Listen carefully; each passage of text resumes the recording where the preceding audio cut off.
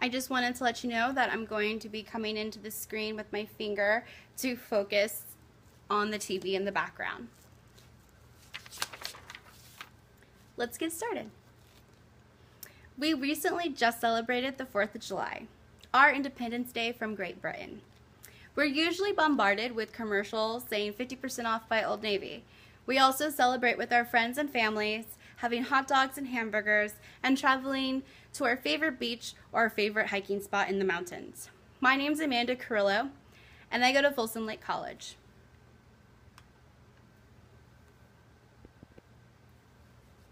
According to United States Consumer Product Safety Commission, on average, 200 people go to the emergency room every day with firework-related injuries in the month and around 4th of July holiday. But let's get back into it. How did our forefathers celebrate 4th of July all the way up to now? The Continental Congress declared United States independence from Great Britain in 1776. It was formally adopted by 12 colonies on 4th of July. Declaration of Independence was fully signed by August 2nd. Well, why did this all happen? The colonies were so tired of England taxing them by the Sugar Tax, the Stamp Acts, the Declarence Acts, and the last straw was the Tea Act. Stated General Colin Powell, the Declaration of Independence was 20 indictments against King George. It wasn't just about men being free. It was about the crimes that King George was putting upon them. The Continental Army had 5 years of war against England. To celebrate 4th of July during this war, George Washington gave the Continental Army 2 rations of rum instead of just 1. They also celebrated by shooting muskets and cannon into the air. Local towns hold really big bonfires as well and drank rum.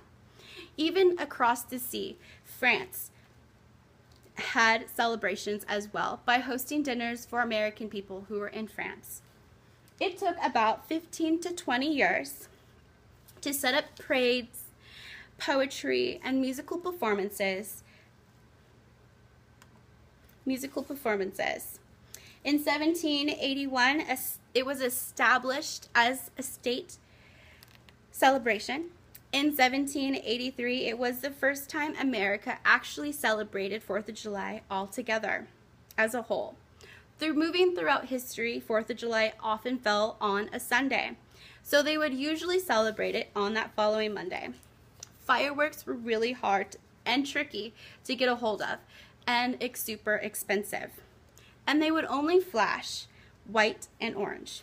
It wasn't until 1830s that a chemist found how to actually transfer a variety of colors into fireworks. Once they learned about China and the different ways of how they use gunpowder in their fireworks, the United States started using them instead. In 1870, United States Congress made a decision for 4th of July to be an unpaid holiday. It wasn't until 1838 that this changed to a federal holiday, stating the Fair Labor Status Act in 1938. We can all thank Franklin Roosevelt for that. The Roaring Twenties were upon United States. Walt Disney, horse races, musical performance, reenactments, and fancy dinners. Some states were still dry, but other states had access to alcohol. Can you imagine how we celebrated 4th of July in the 20s? Right here we have a lady right here who is from the 20s and celebrating. You can see the hairstyle is different, and she has a hat on celebrating that. Then we move over to the middle picture where it is a woman in the 50s who is celebrating 4th of July, and then now to 2007 where an African American is celebrating 4th of July. Throughout America's history, war, economic stress, civil unrest, America has always found to celebrate its holiday. Now we have 14,000 parades, 14,000 public firework displays across the United States over Independence Day weekend. Parades in neighborhoods or even big cities. Block parties, family reunions, hot dog eating contests, and mostly everything is 50 to 70% off. And we also have that day off of school. We embrace our independence holiday by celebrating the free world. This city on a hill. I want to leave you with this quote by John Winthrop. You are the light of the world, and the city that sits upon that hill cannot be hidden. Today, we are the light of liberty, and we cannot hide. My name is Amanda Carrillo, and thank you.